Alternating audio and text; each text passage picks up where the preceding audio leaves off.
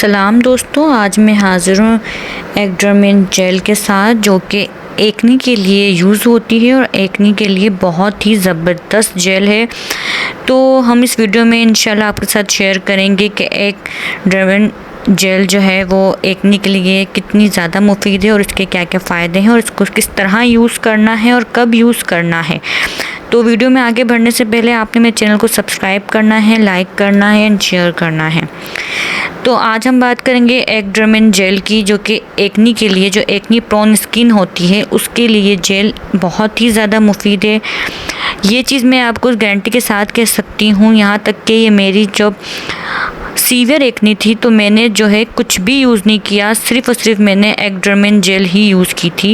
ये बहुत ज़बरदस्त है और जो है सबसे मेन चीज़ ये है कि ये बहुत रीज़नेबल प्राइस में आपको कहीं भी मेडिकल स्टोर से मिल जाएगी। ठीक है, इसकी जो प्राइस है वो है 367 रुपीज़ की जो है, ये कोई इतनी महंगी नहीं है।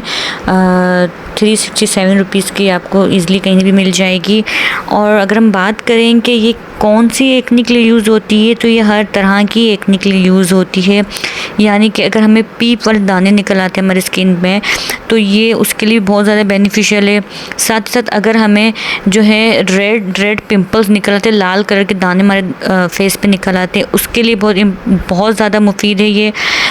अगर हमारे छोटे लिटिल बम्प्स जो हो जाते हैं, एक्नी बम्प्स बन जाते हैं, छोटे छोटे दाने होते हैं बारीक बारीक, जो हमारे माथे पर होते हैं, हमारे चिन पर होते हैं, हमारे चिक्स पर होते हैं, कहीं भी हमारे फेस पे निकल आते हैं, तो उसके लिए बहुत ज़्यादा बेनिफिशियल है, बहुत ज़्यादा मुफीद है ये। साथ ही साथ जो है ये हर तरह की एक्नी जो हमारे फेस पर होती है उसके लिए ये 110% जो है बहुत ही मुफीद है। अगर आपको मेरी बात पे यकीन नहीं है तो आप सिर्फ एक दफ़ा मेरे कहने पर इस जेल को यूज़ करें, अपनी एक्नी पर लगाएं। तरीका इस्तेमाल हम आपको आगे चल के बताते हैं, लेकिन आपने अगर एक दफ़ा ये यूज़ कर ली तो आप हमेशा इसको अपने पास रखेंगे संभाल के, जो लोग एक्नी से परेशान हैं। तो अगर हम इसकी बात करें, इसको यूज़ कैसे करना है, आपने यूज़ ऐसे करना है, ये बहुत ध्यान से सुनिएगा। लोग बहुत गलती करते हैं इसको इस्तेमाल करने में और फिर कहते हैं कि हमें जो है फ़ायदा नहीं मिला। तो आपने करना क्या है, आपने करना ये है कि आपने मटर के दाने के बराबर आपने लेनी है ये, ठीक है। और आपके जहाँ जहाँ एक्नी है वहाँ पे आपने जस्ट इस पे जो है आपने रगड़ना नहीं है, इसको आपने मसाज नहीं करना, जस्ट आपने टैप करना है। जहाँ जहाँ आपके एक्नी होंगे वहाँ वहाँ आपने इसको लगा देना है, ठीक है। इसको लगा देना है, आपने इसको जो है रगड़ना नहीं है, ठीक है। लगाने के बाद आपने क्या करना है, आपने सबसे पहले इसको दिन में अप्लाई करना है, आप शाम में अप्लाई कर लें, ठीक है। आपने शाम में 2 घंटे सिर्फ लगा के रखनी है, ठीक है।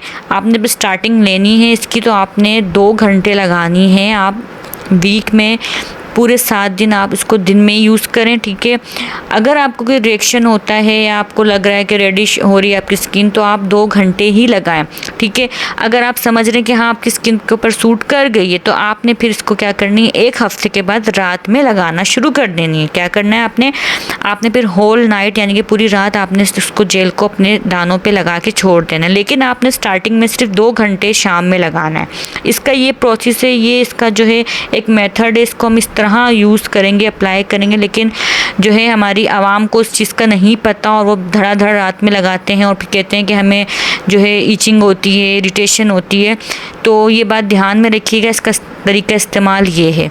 अगर हम कॉम्पोजिशन की बात करें, यानी कि इसमें क्या क्या जो है, किस चीज़ की मिकदार कितनी शामिल है, तो इसमें जो है हमारे पास क्लाइंडेमाइसिन फॉस्फेट इसमें जो है 1.2% ऐड है, और इसके अंदर ट्राइटिनोइन जो है वो हमारे पास 0.025% जो है इसमें ऐड है, ठीक है।